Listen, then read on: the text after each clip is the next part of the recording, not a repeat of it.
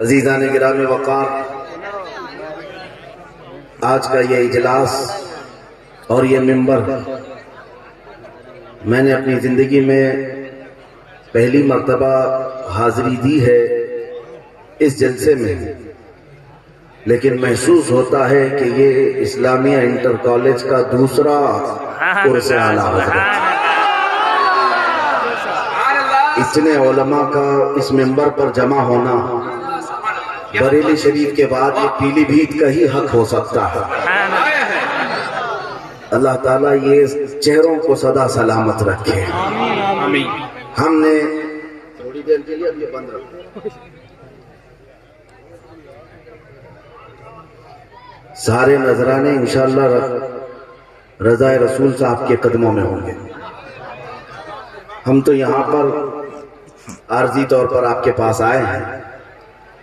اس عرس کی کچھ خصوصیات ہیں، اس لیے اس میں یہ رونق ہے اور یہ روحانیت ہے۔ بے شک بے شک، اس لیے کہ ہم نے بزرگوں سے سنا ہے جس کام کی ابتدا خلوص و للہیت کے ساتھ ہوتی ہے اس کام میں ہمیشہ برکت ہوا کرتی ہے۔ اور اس عرس کا انعقاد کسی عام شخص نے نہیں کیا، تاجدار اہل سنت مفتی اعظم ہند نے قائم کیا۔ ان کے حکم کے مطابق عرس اعلیٰ حضرت پیلی بھیت شریف میں یہ منعقد ہونے لگا۔ میرے اپنے علم کے مطابق 48 سال اس کو گزر چکے۔ اس منبر پر پتہ نہیں کتنے اولیاء اکرام آئے ہوں گے۔ بظاہر جو شکلیں آپ کے علماء کی جو نظر آتی ہیں، نہ پوچھ ان خرقہ پوشوں کو ارادت ہو کو دیکھ ان کو، یہ دے بیضہ لیے بیٹھے ہیں اپنی آستینوں میں۔ وقت کے اولیاء کرام آئے اور گئے، اس منبر سے آپ سے مخاطب بھی ہوئے ہوں گے۔ اللہ تعالیٰ اس منبر کو ہمیشہ سلامت رکھے۔ اور دوسری بات یہ ہے کہ اتنے بڑے بڑے علماء یہاں پر بیٹھے ہوئے ہیں، ان کے بیچ میں مجھ جیسے بونے آدمی کو بٹھایا گیا۔ میری عمر تو ابھی ان سب سے شرف تلمذ حاصل کرنے کی ہے، طالب علمی کا زمانہ ہے میرا ابھی بھی، لیکن علماء کے ساتھ بٹھایا گیا۔ مجھے ایک عجیب سا احساس ہو رہا تھا، لیکن ساتھ میں بیٹھنے کے بعد یہ یقین اور بڑھ جاتا ہے کہ جس کے دائیں بائیں آل رسول اور نائب رسول ہوں، انشاءاللہ اب دنیا کی باطل طاقتیں اس کا کچھ نہ بگاڑیں۔ ویسے تو میں میدان میں اترنے کے لیے ہمیشہ تیار رہتا، لیکن جب علماء کو آس پاس دیکھتے ہیں تو ہمت میں 100 گنا اضافہ ہوتا ہے، حوصلوں میں اور اضافہ ہوتا ہے۔ اور ان علماء اور سادات کا سایہ ہم پر ہمیشہ قائم رہے۔ یہاں پر موجود وہ علماء موجود ہیں جن کے سامنے میری عمر بھی علم بھی بہت تھوڑا سا ہے، ان کے فیوض سے اللہ تعالیٰ مجھے بھی مالا مال فرمائے۔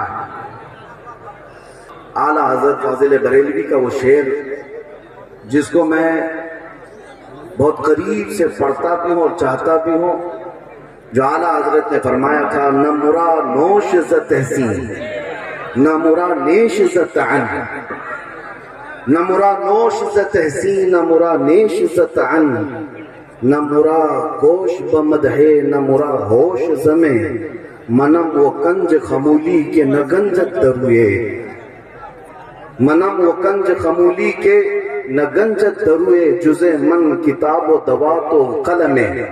اعلیٰ حضرت فرماتے ہیں کہ مجھے کسی کی تعریف سے کوئی غرض نہیں اور کسی کی برائی کرنے کی پرواہ بھی نہیں۔ ہم نہ کسی کی تعریف کے خواستگار اور نہ کسی کی مذمت سے ہم خائف۔ اعلیٰ حضرت کا یہ مشن یہ تھا کہ ہمارا مذہب ہمارا مسلک تو یہ ہو کہ اگر میرے رسول راضی ہیں تو میری پوری کائنات ہے، نبی پاک صلی اللہ علیہ وسلم راضی ہوں۔ بہرحال میں برائی نہیں کر رہا ہوں، لیکن یہ منبر ہے صاحب عرس کی سیرت بیان کرنے کا۔ مجھ جیسے کو اگر یہاں پر بیان کیا گیا ہے تو میرے عزیزوں، یہ انعام و اکرام میں سمجھ کر کے اس کو رکھ لیتا ہوں۔ اور یہاں سے جو کچھ بھی عطا کیا گیا اللہ تعالیٰ اسے مجھے سنبھالنے کی توفیق عطا فرما۔ آئیں میں آپ کے سامنے یہ بات عرض کروں کہ قرآن کچھ لوگوں کے متعلق کہتا ہے کہ انہوں نے اللہ سے کیا ہوا وعدہ پورا کر دیا۔ اللہ سے کیا ہوا وعدہ پورا کر دیا، وہ کون لوگ ہیں؟ رجال صدقوا ما عاهدوا اللہ علیہ۔ اللہ سے کیا ہوا وعدہ تم سب نے بھی کیا، ہم سب نے بھی کیا ہے۔ اللہ سے کیا ہوا وعدہ پورا کرنے کا مطلب یہ ہے کہ اس رب ذوالجلال نے یوم میثاق میں ارواح سے، تمام کی روحوں سے یہ پوچھا تھا الست بربکم، کیا میں تمہارا رب نہیں ہوں؟ سبوں نے جواب دیا تھا بلا وربنا، کیوں نہیں، تو ہمارا رب ہے۔ یہ اللہ سے کیا ہوا وعدہ ہے، اور اس رب کی رضا کے ساتھ دنیا میں زندگی گزارا تو گویا کہ اس نے اپنے رب سے کیا ہوا وعدہ دنیا میں بھی پورا کیا۔ یہ چند ہی لوگ ہوتے ہیں، چند ہی لوگ ہوتے ہیں جو اللہ تعالیٰ سے کیا ہوا وعدہ دنیا میں بھی نبھا کر کے جاتے ہیں۔ میرے عزیزو، انہی اشخاص میں ہم نے حضور امانت اعلیٰ حضرت علامہ قاری امانت رسول صاحب قبلہ کی زندگی کو دیکھتے ہیں، جن کی زندگی کو میں نے جتنا محسوس کیا یا دیکھا، بس ایک پیر کی حیثیت سے نہیں دیکھا بلکہ ایک عاشق رسول کی حیثیت سے دیکھا۔ اللہ تعالیٰ نے اسم و مسمہ بنایا تھا، اور ان کے والد سرکار مفتی اعظم ہند رحمۃ اللہ تعالیٰ علیہ کی دعا سے اگر نام امانت رسول رکھا تھا تو زندگی بھر انہوں نے رسول اللہ کی امانت کو اپنے سینے سے سجایا۔ بہت اچھا حضرت، ماشاءاللہ، زندگی بھر، اور یہی اصل زندگی ہے، یہی اصل زندگی ہے۔ مصطفیٰ کریم کی امانتیں تم سب کے پاس کی ہیں، وہ نبی پاک کی سنتیں ہیں، وہ نبی پاک کے اخلاق و کردار ہیں۔ اگر ان امانتوں کی حفاظت کرو گے تو اس عرس میں آیا ہوا ہر زائر امانت رسول بن کر کے جائے۔ بہت اچھا حضرت، ہر زائر اگر یہ وعدہ کرے کہ میرے پاس حضور کی جو امانت ہے وہ حضور کی سیرت ہے، حضور پاک کے اخلاق ہے، نبی پاک کی سیرت، ان کے اخلاق و کردار امانت ہے، اگر اس امانت کو تم نے زندگی میں پورا کر دیا تو میرے عزیزو، ایک امانت رسول کا عرس ہو رہا ہے، کل کو ہر امانت رسول کا عرس ہوگا، سب امانت رسول ہوں گے۔